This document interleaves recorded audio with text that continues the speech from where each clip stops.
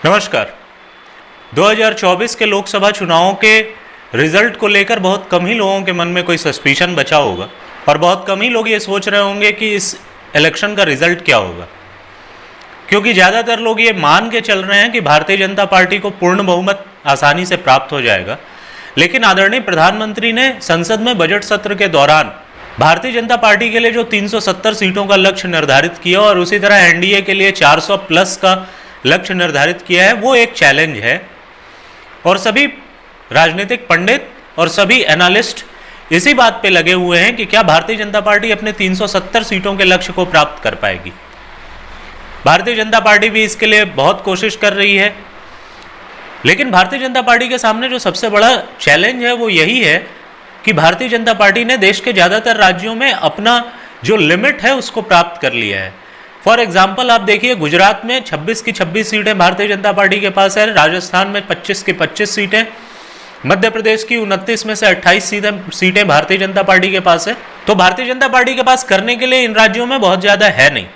अब भारतीय जनता पार्टी को अपना विस्तार करना है और जब लगातार consecutive third term Bharatiya Janata party की सरकार अगर देश में बनने वाली है, तो निश्चित तौर पर भारतीय जनता पार्टी के लिए ये एक बड़ा चैलेंज है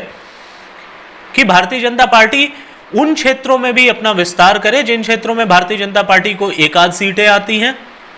जैसे तेलंगाना, या एक भी सीट नहीं आती है जैसे आंध्र प्रदेश, केरल और तमिलनाडु। तमिलनाडु के बारे में एक बहुत ज्यादा इंटरेस्ट बना हुआ है लोगों के मन में कि क्या तमिलनाडु में भारतीय जनता पार्टी अपना परफॉर्मेंस सुधार पाएगी। अब तमिलनाडु की राजनीति के पर्सपेक्टिव से अगर देखें तो वहां पर दशकों से द्रविडियन पॉलिटिक्स बहुत लोगों के सर पर चढ़कर बोल रहा है, और जो द्रविडियन पॉलिटिक्स करने वाली पार्टियां हैं, specially all India DMK, AIADMK और डीएमके, दो पार्टियां हैं जो वहां पर अक्सर बहुमत में आती हैं, और विधानसभा चुनाव में तो हर 5 साल बाद एक पार्टी बहुमत में आती है और दूसरी पार्टी विपक्ष में चली जाती है। लेकिन तमिलनाडु के लोगों के मन में जो विचार चल रहा है वो यही है कि चूंकि ये एक नेशनल इलेक्शन है और ये राज्य का विधानसभा चुनाव नहीं है, ये राज्य के मुख्यमंत्री के चुनने का चुनाव नहीं है, तो प्रधानमंत्री के नजरिए से देखने के लिए उन लोगों का भी ये इंटरेस्ट कहीं ना कहीं दिख रहा है कि वो लोग भी देश के प्रधानमंत्री को चुनने में अपना योगदान दें, नेशनल पॉलिटिक्स में भी उनका पार्टिसिपेशन हो। ये एक बहुत महत्वपूर्ण बिंदु है जिसके ऊपर तमिलनाडु के लोग भी इस बार शायद वोट करें। सेंट्रल गवर्नमेंट भी तमिलनाडु को लेकर बहुत ज्यादा इंटरेस्टेड है, अपना राजनीतिक प्रभुत्व बनाने के लिए भी और अपने राजनीति को विस्तार देने के लिए भी। आपको यह ध्यान रखना होगा कि तमिलनाडु देश के उन महत्वपूर्ण राज्यों में है जहां पर लोकसभा की बहुत ज्यादा सीटें हैं, 39 सीट्स वहां पर लोकसभा की आती हैं। तो इस वजह से भी सेंट्रल गवर्नमेंट के लिए तमिलनाडु एक बहुत महत्वपूर्ण स्टेट है, और उस महत्व को ध्यान में रखते हुए केंद्र सरकार लगातार अपना सपोर्ट तमिलनाडु के लिए बढ़ा रही है। आपने देखा होगा 2015-2016 के चेन्नई फ्लड्स के दौरान भी भारतीय जनता पार्टी ने बहुत ज्यादा सपोर्ट तमिलनाडु को दिया था। उस समय वहां पर एआईएडीएमके की सरकार थी और एआईएडीएमके की सरकार के साथ भारतीय जनता पार्टी के बहुत अच्छे संबंध थे। एआईएडीएमके भारतीय जनता पार्टी के गठबंधन की पार्टी थी, इसलिए भी भारतीय जनता पार्टी ने तमिलनाडु को बहुत सपोर्ट दिया और चेन्नई फ्लड्स के दौरान भी बहुत सपोर्ट दिया गया था। 2019 के चुनाव में जब भारतीय जनता पार्टी और एआईएडीएमके ने बहुत अच्छा परफॉर्म नहीं किया तमिलनाडु में, उसके बाद भी भारतीय जनता पार्टी और आदरणीय प्रधानमंत्री का लगातार एक एक्सटेंसिव हैंड तमिलनाडु को मिलता रहा, जिसका एग्जाम्पल आपने नए संसद भवन के उद्घाटन में सेंगोल की प्रतिस्थापना के साथ देखा। न्यू एजुकेशन पॉलिसी में भी आपने थर्ड लैंग्वेज की बात की है और उसके साथ भी हिंदी को कंपलसरी नहीं किया है। इसको भी कहीं ना कहीं सेंट्रल गवर्नमेंट का एक एक्सटेंसिव हैंड तमिलनाडु के बारे में देखा जा रहा है। आदरणीय प्रधानमंत्री भी अक्सर तमिल भाषा के श्लोक और तमिल भाषा के वाक्यों को अपनी भाषणों में लगातार इस्तेमाल करते रहे हैं, वो चाहे यूएन में दिया गया उनका भाषण हो या फिर देश के अन्य कोनों में भी जब वो बातें करते हैं तो उसमें तमिल का पुट वो डालते हैं और तमिल के बहुत सारे शब्दों का, बहुत सारे वाक्यों का इस्तेमाल वो अपने भाषणों में लगातार करते आ रहे हैं। तमिल भाषा और तमिलनाडु को महत्व देने के लिए प्रधानमंत्री के सिर्फ आप ये शाब्दिक सपोर्ट को नहीं देखते हैं, इसके साथ में आप देख सकते हैं कि तमिलनाडु से आने वाली आदरणीय निर्मला सीतारमण जी को फिनांस डिपार्टमेंट जैसा महत्वपूर्ण मंत्रालय दिया गया है। आदरणीय सुब्रमण्यम जयशंकर देश के विदेश मंत्री के पद पर हैं। उसके अलावा आदरणीय राजीव चंद्रशेखर टेक्नोलॉजी के राज्य मंत्री के पद पर कार्य कर रहे हैं। तो इस तरह आप देख सकते हैं कि केंद्र की सरकार तमिलनाडु को लेकर कितनी सीरियस है और तमिलनाडु को लेकर कितना उन्होंने एफर्ट किया है। और भारतीय जनता पार्टी की 2014 में आदरणीय नरेंद्र मोदी के नेतृत्व में सरकार आने के बाद से लगातार एक जो कमजोरी रही है वो ये कि वो हर जगह पर चुनाव लड़ने में आदरणीय प्रधानमंत्री को ही चेहरा बनाते हैं, जो कभी कभी तो अच्छा काम करता है लेकिन बहुत समय पर वो बैकफायर कर जाता है। आप इसका एग्जाम्पल झारखंड को ले सकते हैं, आप इसका एग्जाम्पल पश्चिम बंगाल के 2021 के चुनाव को ले सकते हैं, इसके एग्जाम्पल में आप महाराष्ट्र के 2019 के चुनाव को ले सकते हैं, और अभी तमिलनाडु में भी 2021 में जो चुनाव हुआ उसमें भारतीय जनता पार्टी को सिर्फ 4 विधानसभा सीटें मिली। और उसका भी एक बहुत महत्वपूर्ण कारण यही था कि भारतीय जनता पार्टी आदरणीय प्रधानमंत्री के चेहरे पर वहां भी चुनाव लड़ने चली गई। चूंकि आदरणीय प्रधानमंत्री भारतीय जनता पार्टी के सबसे बड़े नेता हैं, तो यह ठीक है कि आदरणीय प्रधानमंत्री को सामने रखकर चुनाव लड़ रहे हैं, लेकिन कोई ना कोई लोकल फेस होना बहुत आवश्यक है हर एक पार्टी के लिए। और इसलिए आदरणीय प्रधानमंत्री के अलावा अन्नामलाई के रूप में तमिलनाडु में भारतीय जनता पार्टी के पास एक बहुत ज्यादा डिपेंडेबल और एक बहुत ज्यादा भरोसेमंद चेहरा भी है। और सबसे बड़ी बात है कि तमिलनाडु में जो आज तक द्रविडियन पॉलिटिक्स लगभग 6-7 दशकों से चल रही है, जिसने 6 दशक पहले कांग्रेस को वहां की सत्ता से बाहर किया और उसके बाद कांग्रेस कभी आ नहीं पाई, उस द्रविड़ पॉलिटिक्स से भी वहां के लोग कहीं ना कहीं ऊब रहे हैं, क्योंकि एक ही कंसेप्ट को आप बार बार राजनीति में नहीं चला सकते। वहां के जो नए यंग जनरेशन है वो जरूर देश के अन्य हिस्सों में भी जा रहे हैं, वहां पर भी वो लोग काम कर रहे हैं। टेक्नोक्रेट्स के रूप में तमिल और भारत के दक्षिणी हिस्से से आने वाले लोग ज्यादा इंपॉर्टेंस रखते हैं और उन लोगों का परफॉर्मेंस ज्यादा अच्छा है उस क्षेत्र में। इसलिए वहां के लोग जब देश के अन्य हिस्सों में जा रहे हैं, और सिर्फ देश के अन्य हिस्सों में नहीं, वो विदेशों में भी जा रहे हैं, और जिस तरह वो अपने आप को भारतीय के रूप में आइडेंटिफाई करते हैं, तो कहीं ना कहीं उनके लिए भी ये महत्वपूर्ण है कि इस द्रविडियन पॉलिटिक्स से वो बाहर निकले और एक होलिस्टिक इंडियन पॉलिटिक्स के बारे में सोचें। इस वजह से भी भारतीय जनता पार्टी अगर वहां एक्सटेंड कर रही है तो भारतीय जनता पार्टी को वहां सपोर्ट भी मिल रहा है। अभी आदरणीय अन्नामलाई की यन मक्कल जो पदयात्रा थी उसका समापन हुआ। उसके स्टार्ट में आदरणीय गृह मंत्री अमित शाह जी उसको शुरू करने गए थे और उसके समापन पे आदरणीय प्रधानमंत्री ही गए थे वहां पर।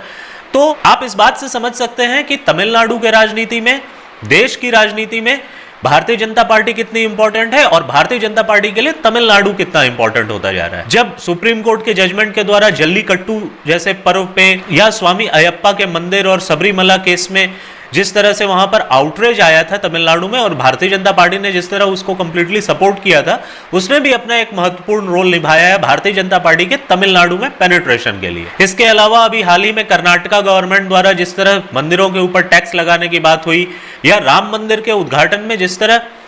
तमिलनाडु के संतों की भागीदारी रही, संसद के उद्घाटन में जिस तरह तमिलनाडु के संतों की भागीदारी रही, उसमें कहीं ना कहीं जो वहां पर 60 सालों से तकरीबन हिंदी, तमिल और द्रविड़ और उत्तर भारतीय पॉलिटिक्स को जिस तरह अलग करके दिखाया जा रहा था, उसके बीच के बैरियर को खत्म करने में एक बहुत इंपॉर्टेंट रोल प्ले किया है। आप जानते ही हैं कि तमिलनाडु के लोग या भारत के दक्षिण क्षेत्र से आने वाले लोग कहीं ना कहीं धार्मिक तौर पर हम उत्तर भारतीयों से ज्यादा ही धार्मिक हैं और ज्यादा ही वो धर्म के प्रति सचेत है। तो भारतीय जनता पार्टी के ऊपर जो हमेशा आरोप लगता है कि ये हिंदू ट्रेडिशंस को और हिंदू थॉट को बढ़ावा देती है, वो भी एक भारतीय जनता पार्टी के लिए प्लस पॉइंट है तमिलनाडु में अपनी पॉलिटिक्स को आगे बढ़ाने के लिए। और द्रविडियन पॉलिटिक्स से बाहर निकलकर एक नए भारत के निर्माण में, नए भारत में अपने आप को स्टैब्लिश करना भी तमिलनाडु के लोगों के लिए उतना ही महत्वपूर्ण है जितना उत्तर प्रदेश या बिहार के लोगों के लिए महत्वपूर्ण है, और निश्चित तौर पर तमिलनाडु के लोग उसमें इंटरेस्ट भी ले रहे हैं। सबसे महत्वपूर्ण बात यह है कि 2015 में आदरणीय जे जयललिता के दुखद निधन और उसके बाद 2018 में आदरणीय के करुणानिधि के दुखद निधन के बाद आज तमिलनाडु के पास अपना कोई ऐसा बड़ा चेहरा नहीं है जो पूरी की पूरी भारतीय राजनीति को कहीं ना कहीं इफेक्ट करता हो और भारतीय राजनीति के ऊपर अपना प्रभाव छोड़ता हो। इसके वजह से भी भारतीय जनता पार्टी का अगर तमिलनाडु में प्रभुत्व बढ़ता है और तमिलनाडु के लोग भारतीय जनता पार्टी के साथ जुड़कर आदरणीय प्रधानमंत्री नरेंद्र मोदी को अपना नेता मानते हैं, तो निश्चित तौर पर तमिलनाडु का जो भारतीय राजनीति में एक प्रभाव होगा वो बहुत जबरदस्त होगा। तमिलनाडु में हमेशा से द्रविडियन और एंटी ब्राह्मणिकल एक पॉलिटिक्स चलता रहा है, लेकिन मैंने आपको पहले भी बताया कि ये एक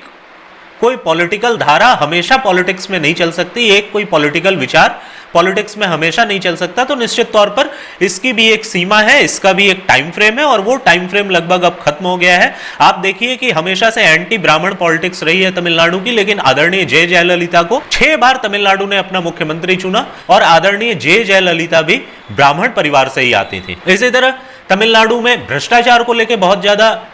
आप आउटरीच नहीं देखते हैं, क्योंकि चाहे डीएमके सत्ता में आए या एआईएडीएमके सत्ता में आए, दोनों के ऊपर हमेशा से भ्रष्टाचार के आरोप लगते हैं और दोनों पार्टियां भ्रष्टाचार में लिप्त रहती हैं। लेकिन अब भ्रष्टाचार उनके लिए इतना बड़ा मुद्दा नहीं है। वो इसलिए भी नहीं है क्योंकि कोई ऐसी पार्टी, कोई ऐसा चेहरा उनके सामने नहीं है जो भ्रष्टाचार में लिप्त न हो, जिसके लिए भ्रष्टाचार एक बड़ा मुद्दा हो। और जब भारतीय जनता पार्टी अगर एंटी करप्शन का ये थॉट लेकर आती है तो निश्चित तौर पर तमिलनाडु के लोग भी उसका स्वागत करेंगे। आज के दिन में तमिलनाडु में राज्य की सत्ता के ऊपर डीएमके का आधिपत्य है, लेकिन यह डीएमके का आधिपत्य 2 मुख्य कारणों से है। पहला तो यह कि तमिलनाडु देश के उन राज्यों में है जो हर 5 साल में अपना मैंडेट बदलता है। डीएमके के सत्ता में आने के पहले एआईएडीएमके सत्ता में थी, और एआईएडीएमके के सत्ता में रहते रहते ही आदरणीय के करुणानिधि का दुखद निधन हुआ, जिसके बाद एक सिंपैथी वोट भी डीएमके को प्राप्त हुआ, और आदरणीय के करुणानिधि के पुत्र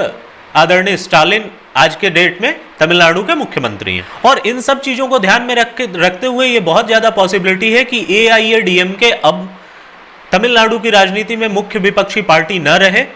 और ऐसा है भी क्योंकि एआईएडीएमके के ऊपर जितने हमले या एआईएडीएमके के विचारों के ऊपर जितने हमले आदरणीय स्टालिन और उनकी डीएमके पार्टी नहीं करती है, उससे ज्यादा भारतीय जनता पार्टी के ऊपर करती है। तो निश्चित तौर पर भारतीय जनता पार्टी को अब वहां पर प्रिंसिपल ऑपोजिशन की तरह देखा जा रहा है, और डीएमके ने अपनी पुरानी द्रविडियन पॉलिटिक्स या एंटी हिंदी पॉलिटिक्स जो वहां पर शुरू की है, वो निश्चित तौर पर भारतीय जनता पार्टी को एक थ्रेट मानते हुए उन्होंने शुरू किया है और वो इसको चला रहे हैं। इसलिए भारतीय जनता पार्टी वहां एक बहुत महत्वपूर्ण रोल में। डीएमके के पास अपना दिखाने के लिए कोई डेवलपमेंट मॉडल या कोई दिखाने के लिए बहुत ज्यादा विकास वाले काम नहीं है, तो वो फिर से अपने उसी लास्ट रिजॉर्ट की ओर जा रहे हैं जहां पर वो एंटी हिंदी और द्रविडियन और ब्राह्मणिकल पॉलिटिक्स को फिर से इन्वोक कर रहे हैं। आज के डेट में एआईएडीएमके उसी तरह कमजोर है जिस तरह से उत्तर प्रदेश में बहुजन समाज पार्टी कमजोर है। तो निश्चित तौर पर वहां पर ऑपोजिशन का एक बहुत बड़ा वैकेंट स्पेस है, जिसको कैप्चर करने के लिए भारतीय जनता पार्टी अपने प्रयास कर रही है। और निश्चित तौर पर भारतीय जनता पार्टी के लिए वो एक ओपन स्पेस है जहां भारतीय जनता पार्टी थोड़े से प्रयास से उस स्पेस को भर सकती है। और भारतीय जनता पार्टी तमिलनाडु में एक अच्छा परफॉर्मेंस लोकसभा के 2024 के चुनाव में भी दे सकती है, और उसके साथ में आने वाले विधानसभा चुनाव में भी अपना एक अच्छा परफॉर्म कर सकती है। और भारतीय जनता पार्टी चूंकि देश की सत्ता में है, भारतीय जनता पार्टी के पास एक बहुत इंपॉर्टेंट चेहरा आदरणीय अन्नामलाई के रूप में है, तो निश्चित तौर पर तमिलनाडु भी भारतीय जनता पार्टी के नेताओं को अपने लिए एक बेहतर ऑपोजिशन का चेहरा मान रहे हैं। निश्चित तौर पर वहां के लोग भारतीय जनता पार्टी में एक बेहतर नेतृत्व अपने राज्य के लिए और अपने देश के लिए देख रहे हैं। एक इंपॉर्टेंट डेवलपमेंट यह भी है कि भारतीय जनता पार्टी चूंकि एआईएडीएमके के साथ अपना गठबंधन तोड़ चुकी है, तो एआईएडीएमके की पास्ट में जो भी पॉलिटिक्स रही है, उनके ऊपर जो भ्रष्टाचार के केसेस रहे हैं या जो उन लोगों ने डिलीवर नहीं किया, उसके बैगेज से भी भारतीय जनता पार्टी निश्चित तौर पर फ्री है। और निश्चित तौर पर यह भी भारतीय जनता पार्टी के लिए एक एड ऑन है। और जैसा कि आदरणीय प्रधानमंत्री अभी एम मक्कल पदयात्रा के समाप्ति पर जिस तरह उन्होंने आदरणीय जे जयललिता का या आदरणीय एमजीआर का जिक्र किया, और उनके बारे में उन्होंने ये भी बात किया कि उन्होंने हमेशा से राजनीति को परिवारवाद से दूर रखा, डायनेस्टिक पॉलिटिक्स से दूर रखा। आदरणीय एमजीआर ने अपने शिष्य के रूप में जे जयललिता को आगे बढ़ाया, और उसी तरह आदरणीय जे जयललिता ने भी अपने परिवार के किसी व्यक्ति को या अपने किसी मित्र को, किसी भाई भतीजावाद को उन्होंने बढ़ावा नहीं दिया और अपनी पार्टी में आगे नहीं बढ़ाया, अपनी पार्टी में उनको जगह नहीं दी। उसी तरफ आदरणीय प्रधानमंत्री ने भी ये कहा कि भाई भतीजावाद की जो पॉलिटिक्स तमिलनाडु में चल रही है, जिस तरह आदरणीय के करुणानिधि और उनके परिवार के सभी लोग आज के डेट में पॉलिटिक्स में बहुत इंपॉर्टेंट पद पे हैं, उसको कहीं ना कहीं आदरणीय प्रधानमंत्री ने इन्वोक किया और ये बताने की कोशिश की कि डायनेस्टिक पॉलिटिक्स निश्चित तौर पर, चाहे वो तमिलनाडु हो या देश, उसके लिए बहुत बड़ा खतरा है और बहुत समस्या वाली बात है। और इसीलिए आप देख सकते हैं कि मैं जैसा पहले कहता आ रहा हूं कि नेपोटिज्म चाहे पॉलिटिक्स में हो चाहे किसी और क्षेत्र में, वो बहुत ज्यादा पे ऑफ नहीं करता। आदरणीय स्टालिन भी उसी डायनेस्टिक पॉलिटिक्स, उसी नेपोटिज्म के एक रूप में सामने आए हैं, और उसको उनके पुत्र और ज्यादा आगे बढ़ा रहे हैं। और किस तरह से नेपोटिज्म या डायनेस्टिक पॉलिटिक्स देश के लिए और किसी भी राज्य के लिए खतरा है, उसको आपने देखा होगा कि आदरणीय स्टालिन के पुत्र ने भी सनातन धर्म को, हिंदुत्व को कोरोना और अन्य बीमारियों से तुलना करते हुए उसको इराडिकेट करने की बात की थी, तो निश्चित तौर पर वो एक बहुत बड़ा कंट्रोवर्सी बना था तमिलनाडु की राजनीति में, भारत की राजनीति में। और ये दिखाता है कि डायनेस्टिक लोग जो हैं, डायनेस्टिक लोग जो पॉलिटिक्स में आए हैं, या जो भाई भतीजावाद की पैदावार पॉलिटिक्स में है, वो निश्चित तौर पर लोगों के एस्पिरेशंस को, लोगों के सपनों को, लोगों की इच्छाओं को नहीं समझ सकते, नहीं पूरा कर सकते, और नहीं उनमें वो पॉलिटिकल करिश्मा है कि वो लोग राजनीति को बहुत अच्छी तरह आगे ले जाएं। आप लोगों ने देखा कि नेपोटिज्म की वजह से, डायनेस्टिक पॉलिटिक्स की वजह से वो लोग इतने डम्ब हैं कि भारत की सरकार ने और इसरो ने जब अपना एक रॉकेट सेंटर स्टैब्लिश करना चाहा तमिलनाडु में, तो उसके लिए भी उन्होंने कांग्रेचुलेट करते हुए जो एडवर्टाइजमेंट निकाला उसमें एक चाइनीज रॉकेट का इस्तेमाल किया, चाइनीज फ्लैग का इस्तेमाल किया। डायनेस्टिक पॉलिटिक्स सिर्फ किसी राज्य के लिए ही नहीं, किसी देश के लिए ही नहीं, नागरिक के तौर पर हमारे आपके लिए भी बहुत बेकार चीज है। और इसीलिए डायनेस्ट जितने लोग हैं उन लोगों की पॉलिटिकल समझ, पॉलिटिकल मैच्योरिटी और पॉलिटिकल करिश्मा इतना डम्ब है कि वो लोग इस तरह के मौकों पर भी अपनी भद पिटवाने से बाज नहीं आते। इसलिए निश्चित तौर पर तमिलनाडु भी भारतीय जनता पार्टी को एक चांस जरूर देगा, और भारतीय जनता पार्टी का परफॉर्मेंस लोकसभा के 2024 के चुनाव में तमिलनाडु में अनएक्सपेक्टेड होगा। चुनावों के बाद हम लोग इसके ऊपर एक रिव्यू भी करेंगे। तब तक के लिए नमस्कार।